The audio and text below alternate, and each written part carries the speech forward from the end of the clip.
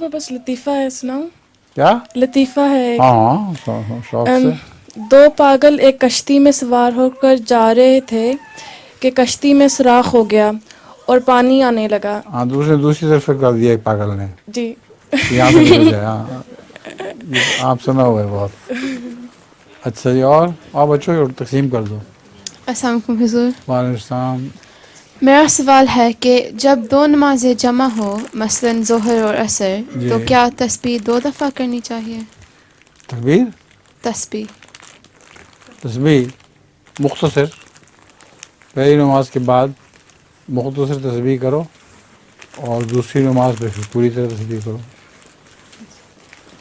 आगे कौन है? लतीफ़ा भी। लतीफ़ा, जी। शाबाश, आज तो कमाल कर दिया आपकी बेटी ने। हाँ जी।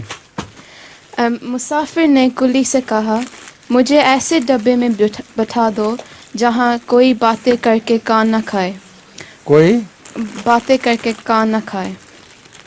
कुली बोला, बातें करके कान ना खाए। जी।